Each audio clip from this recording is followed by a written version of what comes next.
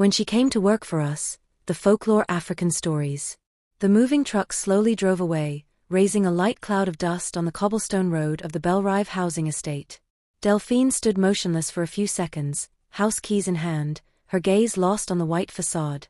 She took a deep breath. There, this is our home now. Celeste came up behind her, put down a box and put his arm around her shoulders. We've finally got it, our little piece of paradise. They exchanged a tired but sincere smile. Everything seemed perfect. A quiet neighborhood, a modern house, a turquoise pool reflecting the sky. They were a stable, balanced couple, convinced that everything could be explained by reason. Neither of them believed in chance, much less the supernatural. For them, stories of curses, spirits, or spells were nothing but the inventions of gullible people. The evening unfolded in the happy chaos of a first gathering, laughter and half-opened boxes. "We're far from our old house, aren't we?" said Celeste proudly. "And far from the noise especially," replied Delphine. "It's so quiet it's almost strange." He laughed. "Strange? You'll see, my darling, you'll sleep like a baby here." But that night, Delphine did not sleep like a baby. She fell asleep late. Then suddenly, the dream began. She saw herself in a room she didn't recognize. She was wearing a cleaning apron. Her hands smelled of detergent. Outside, she heard a familiar voice, Celeste's. Stepping out into the hallway, she saw an unknown woman in the living room. The woman was wearing her dress and laughing with her husband. Delphine woke with a start. Celeste was sleeping peacefully beside her. She leaned over and touched his arm. "Celeste, wake up." He groaned, blinked. "What is it?" "I had a dream. It was awful." He half listened to her, still numb. When she finished telling him, he chuckled softly. "You're stressed because of the move. It's normal, you'll get over it." No, it was so real. "I felt everything. The smell of soap, the warmth, everything. Sleep, my darling. We'll laugh about it tomorrow morning." He pulled her head against him and closed his eyes. But Delphine remained awake. Morning had dawned on Belrive. Delphine thought back to her dream. The images had faded, but the feeling remained, that of having been replaced, stolen. Celeste arrived behind her. "You're already up?" "Yes, I didn't sleep very well." He placed a kiss on her cheek. "Shall we have lunch in town tonight?"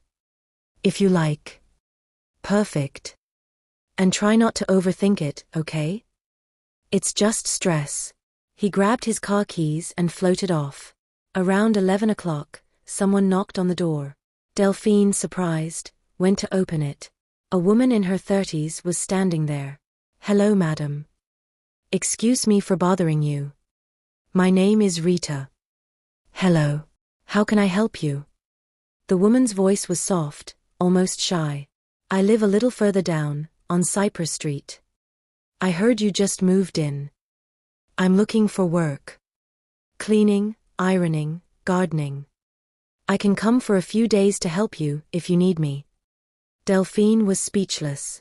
She was going to politely refuse.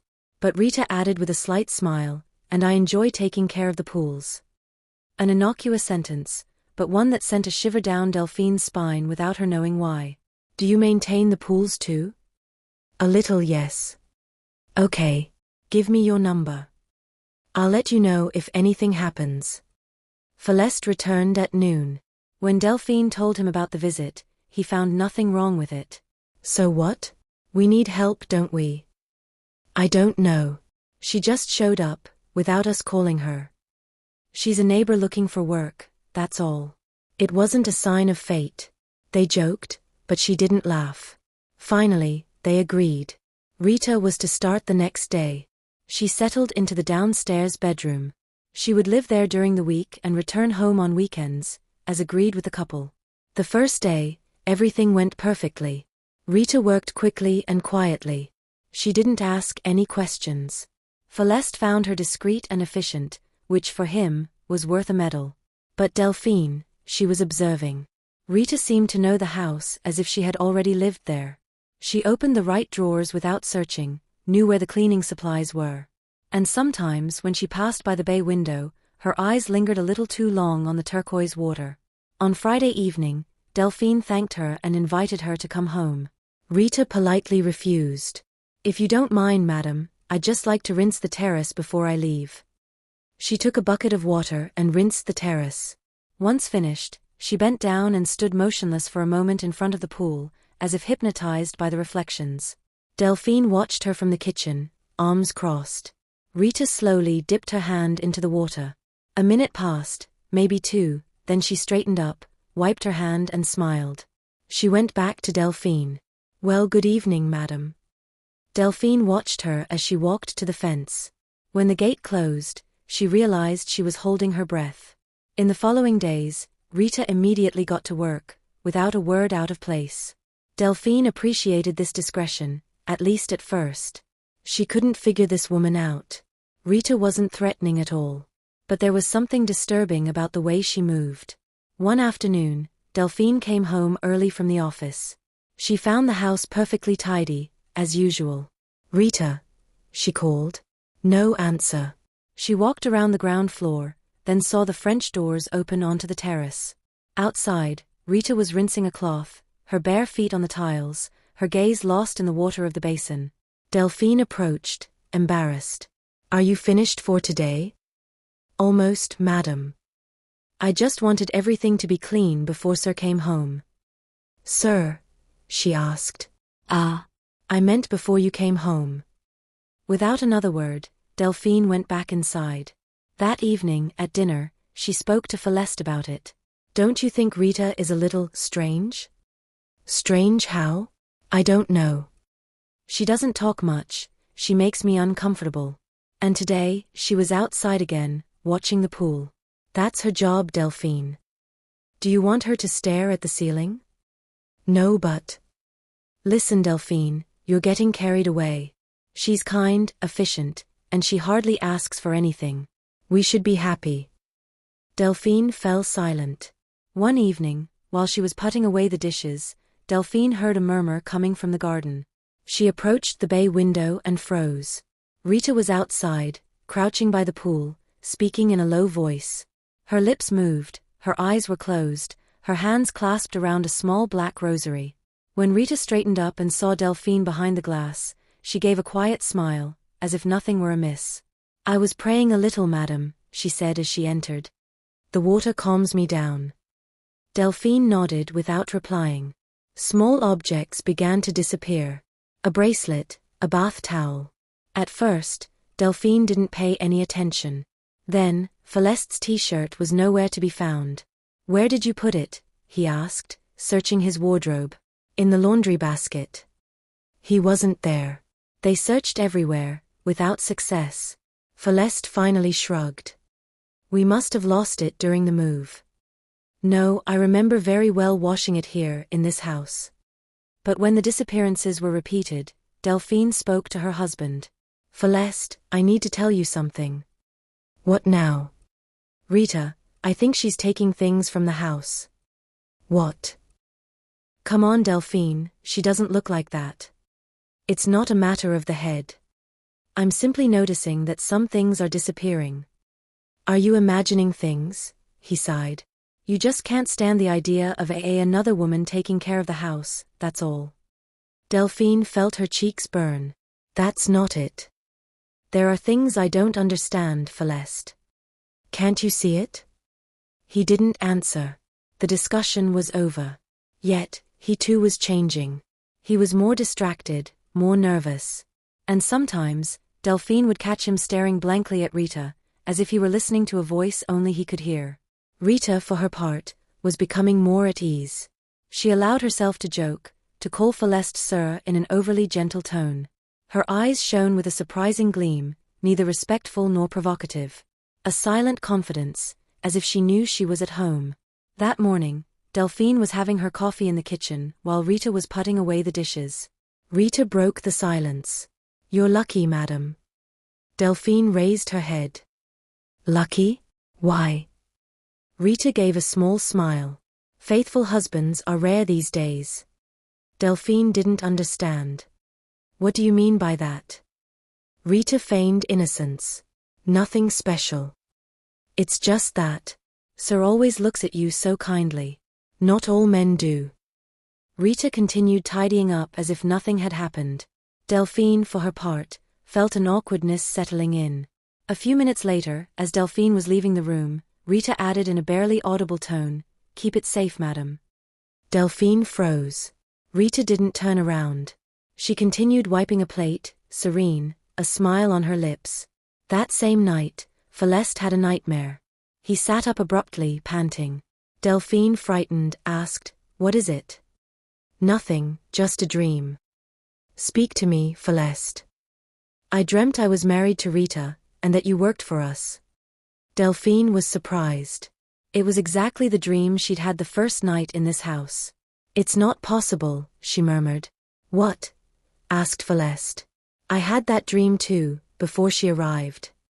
Celeste stared at her for a moment, his features drawn. "You're talking nonsense." Delphine couldn't sleep. She came and sat down in the living room. It was 1:10 a.m. There was some activity outside. Delphine slowly approached the glass. At the edge of the pool, Rita was kneeling, her back turned. Her shoulders moved to the rhythm of a prayer. Delphine, stunned, hesitated to call her husband. Suddenly, Rita raised her head. Without warning, her body began to twist and contort. Her arms lengthened, her skin bristled with dark scales, and a gigantic tail sprang forth in place of her legs. In a few seconds, she was no longer entirely human.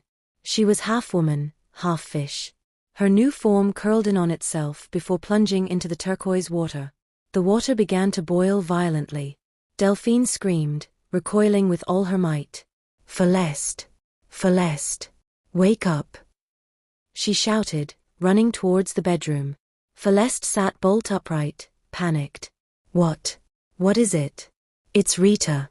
She's outside. She's transformed." "What? But what are you talking about?" She dragged her out onto the terrace. The water in the pool shimmered gently, peacefully, as if nothing had happened. Celeste frowned. "There's nothing there, look. I assure you she was there. She dove in, I saw her." "Delphine, you're going crazy. It's your imagination, that's all." He took her hands, trying to calm her down. Delphine pulled away and insisted. "No. If she wasn't outside, then she must be in her room." Before he could protest, she ran to Rita's room. She opened the door. Rita was there, lying in her bed, the sheets pulled up to her chin, breathing peacefully. Delphine remained petrified, unable to move. She stared at her for a long moment, motionless, before stepping back and closing the door. "You see?" Celeste murmured behind her. "She's asleep. Everything's fine." "No." Delphine murmured. "Nothing is going well." On Saturday morning, Celeste went out to do some shopping and Delphine decided to take action. She quietly entered Rita's room. She searched everywhere, and under the bed, a small chest caught her eye. She pulled out the box and slowly opened it. Inside, her bath towel, rolled up and tied with a red and black string, a Celeste t-shirt neatly folded, a bracelet tied with a black ribbon, and a piece of paper that read, "May your blood never stop flowing until it leaves you." Delphine recoiled, gasping for air. Her whole body was trembling. She put down the box and ran out. A few hours later, when Celeste returned, she jumped up to him. "I'll show you. You'll see for yourself." She pulled him over to Rita's room. Her hands were shaking so much that she had trouble opening the box. But inside, nothing, completely empty. No, it's not possible. It was full. There were things, objects that belonged to me, to you. Delphine. Listen to yourself. Celeste sighed, exasperated. "You're looking for signs where there are none. Please, Celeste." "I swear I saw them." But her words were lost in the void. Celeste took her by the shoulders, looked at her with cold pity. "Rest. I think this house is going to your head." Delphine nevertheless hid the empty box at the back of a cupboard.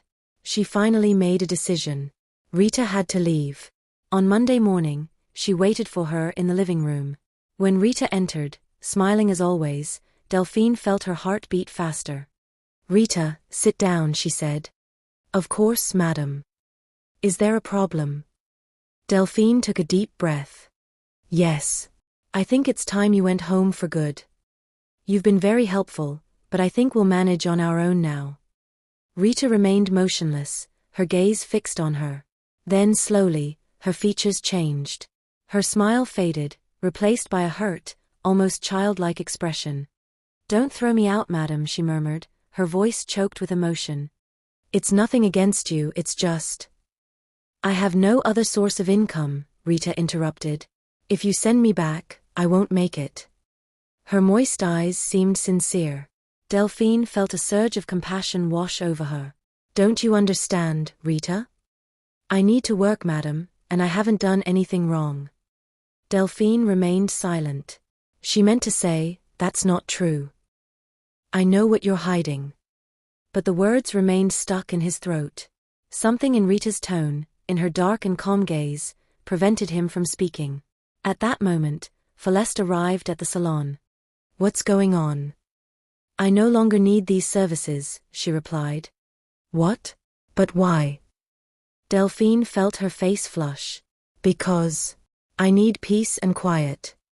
"Come on, you're exaggerating," Celeste interrupted with a sigh. "Rita works well, she's serious. Let her finish the month, at least." Rita lowered her head, as if embarrassed, but a slight smile touched her lips. "Yes, ma'am, just until the end of the month. Afterwards, I'll leave, I promise." Delphine felt her shoulders shrink. She wanted to shout no, but Celeste's words were still swirling in her head. "You always dramatize everything, Delphine." She nodded weakly. "Very well, until the end of the month." Rita slowly raised her eyes. "Thank you, ma'am. You won't regret it." One evening, Celeste sat alone on the sofa. Rita had just returned from the weekend. Delphine, exhausted, went to bed before him, but her sleep was short. Around 2 in the morning she woke up.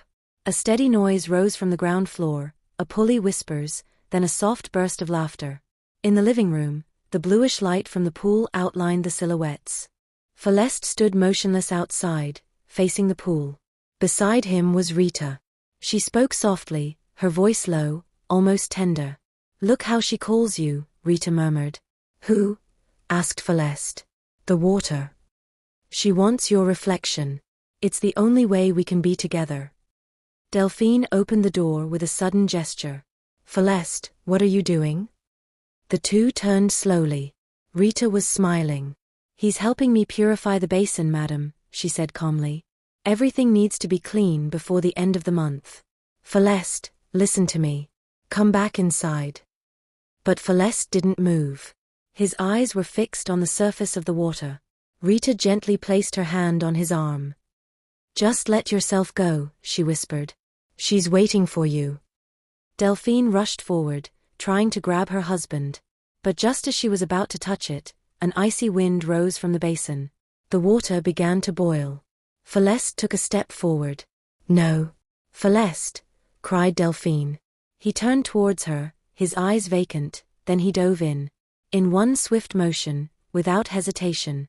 Delphine screamed, jumped into the water, and searched everywhere without finding her husband's body. The rescue team arrived an hour later. When they dove in, they found Celeste's body at the bottom of the pool, his eyes open, his mouth slightly open. There was no sign of a struggle. The police concluded it was an accident, a sleepwalking episode, an accidental fall. Delphine, huddled in a corner of the living room, said nothing. Rita stood nearby, arms crossed, her face expressionless. Once the emergency services had left, and Delphine had regained her composure, she headed towards Rita's room. But she couldn't find her there, and the room was perfectly tidy, as if no one had ever lived there. Rita was no longer there. No one had seen her leave. Delphine, stunned, collapsed to the ground. She didn't understand anything.